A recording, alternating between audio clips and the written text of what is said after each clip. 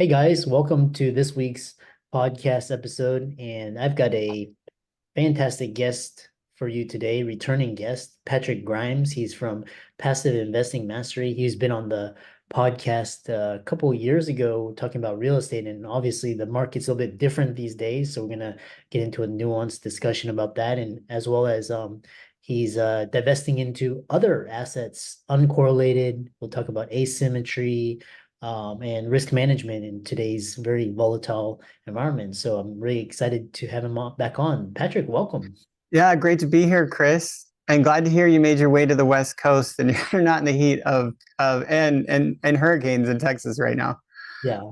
Yeah, we talk about diversification now these days with climate change. You have to diversify geographically. That's another topic. And I know you're out in Hawaii as well for brief intro, reintroduction, what you do, and what you're into now, and how the audience can benefit from your expertise. Sure. Yeah, well, we do summer stays in Hawaii, which normally people would do the Malika Liki Maka winter stay in Hawaii. So we're kind of moving into the heat. But anyways, so Patrick Grimes, Passive Investing Mastery. I was a high-tech machine design, automation, and robotics engineer, probably like a lot of your listeners, hardworking, making substantial income, looking for way to invest it. And it was interesting because I was in the middle of really cool high tech in the Bay Area where you're sitting now, working for doing projects for Apple, Facebook, Genentech, Johnson and Johnson, Abbott, Lockheed, Raytheon, Boeing. And all these people were just investing in their company stocks, 401k, or startups. So when I went to the manager or the owner of the high tech firm I worked for, and I said, "Hey, what are you investing in?" I was expecting him to list out like the insider trading of 4 or 5 stocks. He said real estate. I'm like, what? And that was a real surprise to me. And he said, well, his only regret was not buying more sooner.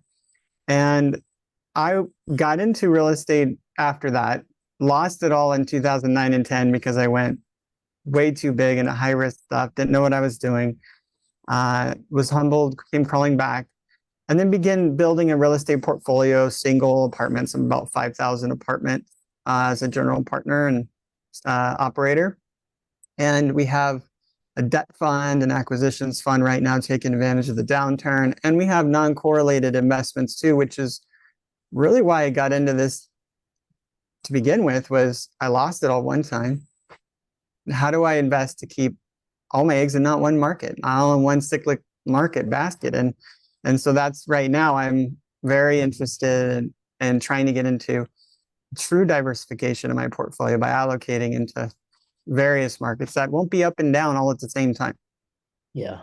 Yeah, I love that. And definitely real estate it was like a good time, after the great financial crisis, all the way up to like 2018. And now it's kind of like, it's harder and harder to find better deals because everybody's into it now. And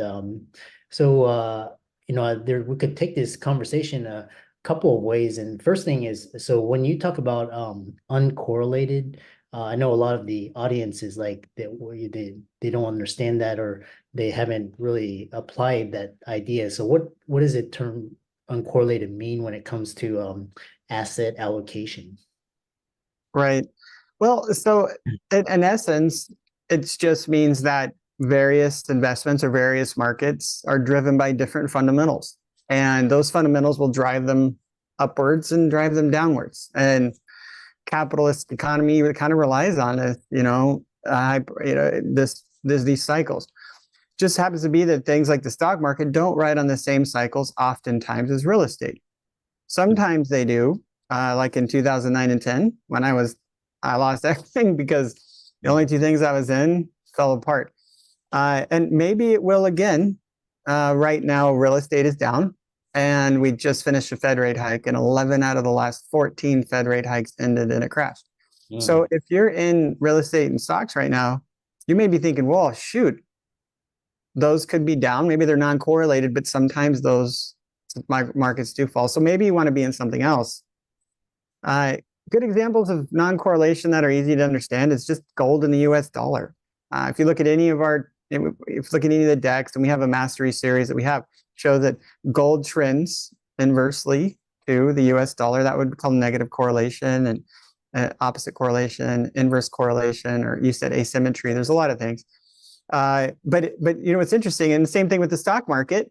Historically, it mostly trends. Now, for the last 2 years, you've seen gold and the stock market grow, which is sometimes there's unique things.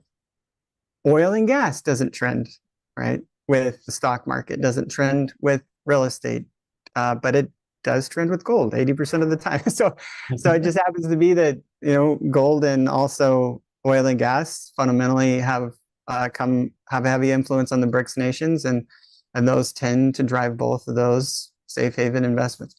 So people will invest part of their cash in gold, and keep a balance and also hedge against their portfolio. Maybe in real estate is an allocation. Most of the wealthy have like 26% in real estate.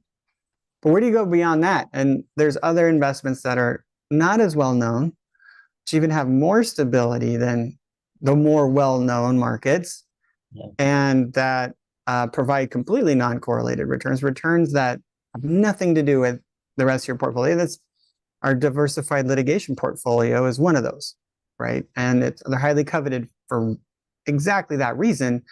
It's non-correlation to broader markets. Yeah. Yeah, I love that. I love that analogy of uncorrelated. Is basically when one thing is down, you have something that's up. So there's a lot of different strategies. There's that you talk about gold, dollar. Sometimes there's a hedging using options. A lot of different things.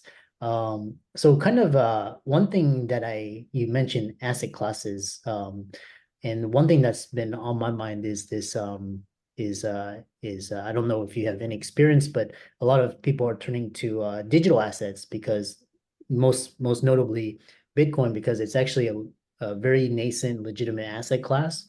And so a lot of people are doing that because the government's printing, trillions of dollars, starting wars, sanctions, all of this. So I don't know if you have thoughts on Bitcoin and like kind of the age difference. I know the boomers hate it, and the Gen Z millennials are like, yeah, I'm not gonna touch gold because it's so heavy and it's very inefficient, but Bitcoin I can carry around, so what are your thoughts?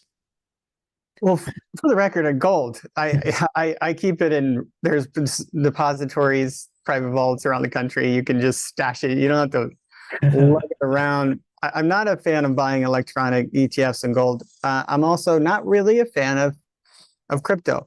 I do have crypto. And I'm doing really well with crypto, but I'm not proud of that, because nobody should be proud of how, but it's amazing. It's really incredible, but it could vaporize tomorrow. Really, the fundamentally, it's not something to be proud of or excited about. Yeah. It's just a game you're playing, and there really isn't any intrinsic value behind that. Now, the crypto I do own is in cold storage, which means I actually identify its location on the blockchain. And if a company that you bought it on, where if your wallet's with them, it could vaporize overnight. It's not my case. So if you do own it, you got to own it right. And cold storage also provides that long term. So the only reason I would have crypto is essentially to have a stash of almost like a doomsday supply of another allocation. It's not really a part of my investing portfolio.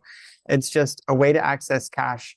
I'm heavily in Chase, right? I'm a partner in over 20 different securities offerings, and most of the accounts are in Chase. If Chase locked up, most of my finances would be locked up. Where would I go? Gold, crypto, right? And has that happened? Maybe. I don't know. Like, for how long do I want to be out without cash? So that's really why I'm doing crypto. It's not something, like I said, that's a true part of my strategy. But we have a passive investing mastery series where every 2 weeks I have different kinds of alt assets, all kinds of experts and sponsors. And we have another crypto guy coming up. We have a blockchain guy, and I'll get on and duel with them for a while. And I appreciate where they're coming from and how well they're doing. Not my jam as a true investment and an allocation in my portfolio. Yeah. I like how you describe it. It's kind of like you're thinking like a venture capitalist is just kind of like having some exposure to it, like just allocate like 1%. I mean, now people are saying, allocate 5%, because the original 60-40 stock bond is doesn't really work now. So I like how you're thinking like a VC and just basically you have upside exposure, and if you lose it all, it's just like 1%. You can always recover. Which brings me to my next question about real estate, because I've been doing a lot of thinking, and I was like, I was like you before. I was like, yeah, I'm gonna be 100% real estate. And luckily I didn't do that. I was like 50-50, just kind of hedge, because I was like, what do you do if you have like a hurricane barrel or and now these days I'm like, you don't make much money in real estate. It's like painful. You got hurricane, tornado, fires. You have tenants that have more rights than you do. You got just outrageous prices, the insurance premiums, like it's not, and they're saying it's passive income. It's not passive. It's a really pain in the ass. So you mentioned 25 to 26%, of the wealthy. What is their thinking like? Is it just kind of like a store of wealth? Like, because I know people are just buying these outright and just leaving it empty. What are your thoughts? Well, it's interesting. I'll give you a few different data points out there. Even Morgan Stanley, whom I would consider be somebody I wouldn't trust for investing advice, even they caved recently, and their global investments group said you need to have a 25% in alternatives. 25%. Now, if you look at some of the charts that show below 500,000 in income a year to $1 million in a year to plus, what you find is like the lower income producers have about 7% in alternatives, right? That and real estate is just an alternative. It's always been an allocation for me to de-risk and diversify. It's not the end game, it's a step. And it quickly can come out of balance, and it can become an over-allocation and a danger and a threat to your portfolio, which is what you're alluding to now, right? Yeah. So 25% alts. So if you go back to like the below 500K, about 7-8%, then 500 to, I think it might have been 2 million, something like that, 5 million. I can't remember exact numbers, but it was actually at 25% in alts. So that's really, I think, but then once you get to the ultra wealthy, they're above, 10 million. These individuals have 50% of their wealth in alternatives. Now that's alternatives, including business equities, right? Yeah. And so if you want to start allocating in a way in which you can earn and you can earn your income, you can invest it in a way where you get to keep it. You can't put it into something that rises and falls all at the same time. And so those allocations, the 13% they have in cash and cash equivalents, you got to allocate some of that into gold, right? You got to allocate. Then when it comes to your real estate portfolio, you can't get indexed above that 26% mark, right? Because you have to get another 25% in other things. Now you have commodities, fixed income. So maybe you can invest in our income fund, which is a real estate asset-backed debt. So maybe get a little real estate and you're like 7% allocation for fixed income too. That works, right? And then there's a commodities, it's really like 3%. You're talking like oil and gas, right? And people always think, well, maybe I'm an oil and gas guy. Well, that's a really volatile. I mean, we've done a lot in oil and gas. In fact, on both the working interest and my family collects on royalties, I'm not relying on it because I've seen it do this, right? I mean, we've this 3 generations of our family collecting this huge roller coaster of income, that is through oil and gas, royalties. That's just an allocation. Investors like yourselves, that are high income earners sometimes think, oh, the intangible drilling costs. It's amazing, but it is. But sure, you got to be ready to lose it all, just like Bitcoin. Yeah. Where you go with that 25% that is not real estate, that's not in the commodities, hedge funds, fixed income, cash equivalent, right? What do you do with that? Like that is where you have to find the lesser well-known alternatives. And to those, you got to look into the markets that are recession resilient. Utilities, people go to utilities, education, healthcare, love healthcare. We do legal services. Legal services is the steady, tried and true. Like you see all the other markets dance around it and it just grows, right? I mean, both sides. And there's argument that legal services is even counter-cyclical because people get more litigious in downturns, but really it's just flat. So that's why our litigation portfolio helps add that extra thing to it, right? Yeah. You mentioned what I'm curious is what your litigation services portfolio, is that investing in big companies that represent, talk about that, and how you're allocating and how you evaluate it just on a very surface level. Yeah, well, the challenge is once you find these markets that are just super steady, non-correlated, right? And you're, okay, how do I invest in it, right? How do I get access to that stability, that market cycle, to allocate my portfolio in a more resilient way? And it's tough, right? It's tough to access education. Healthcare, there's quite a few ways you can access it. Legal services, it's so simple. You've got hourly rates and court fees and legal fees, right? So there's not a lot of things, except for what you realize is that the industry runs on hourly rates and their customers can't always pay that. And that happens to be the case when there is a mass amount of people harmed by some corporate misconduct.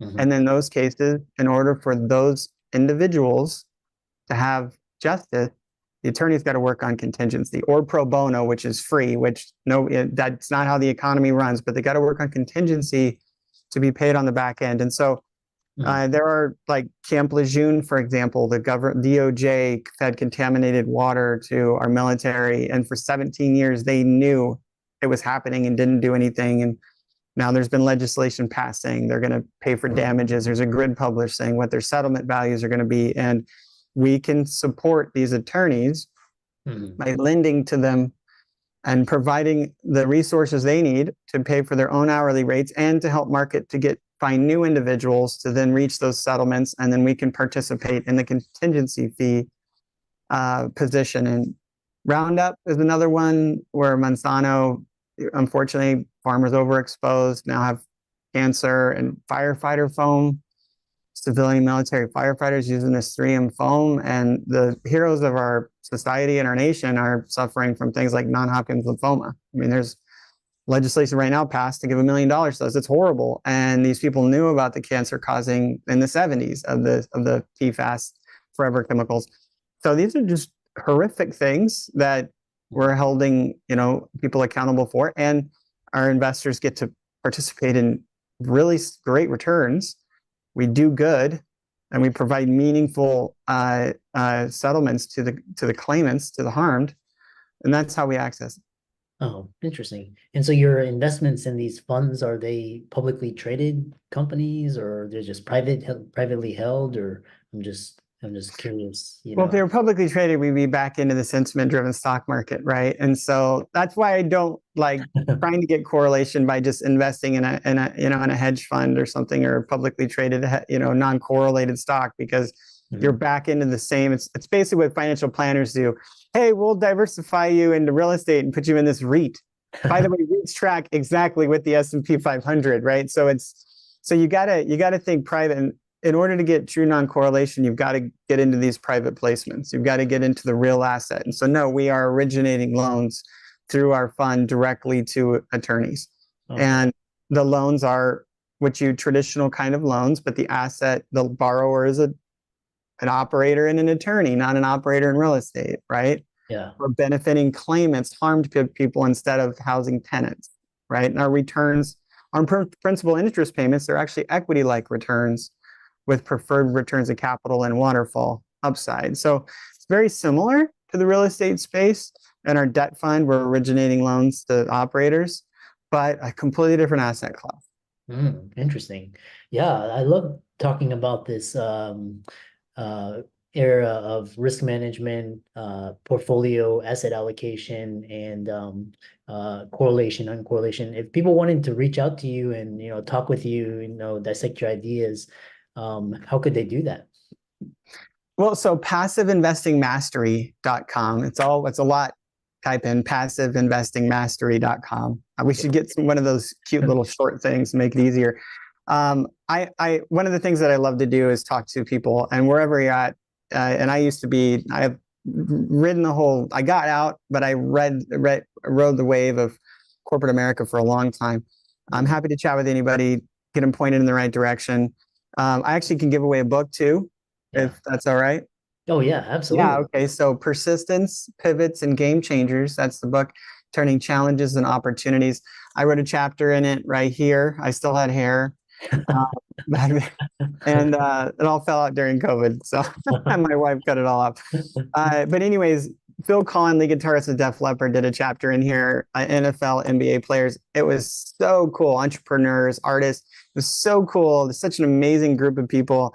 But I tell my whole story, right? The journey in and out, losing it all, coming back, high tech, got out, all that stuff. And if it inspires anybody along the way, that's enough for me. So we actually ship out signed hard copies. I sign them. To go to passiveinvestingmastery.com, and the secret link is /book. Okay, passiveinvestingmastery.com/book. Go to that website. Make sure you put Christopher's name in here, or the name of the podcast, so we know who you are. We don't just ship it to randoms. We'll get a copy of that out. But if you're interested in non-correlated investments, help round out your portfolio in a very precarious time right now. Could be, we're in a boom in the stock market. Probabilistically, those rate hikes have ended in a bust. So if it's any time to invest in true diversification, this is it. Happy to get you on that path. We have various investments on our site. Yeah, awesome. And I love talking, and for all the audience, be sure to check out that Passive Investing Mastery. Follow all of Patrick's socials. And with that, thanks so much for coming on. Appreciate it. Glad to be back.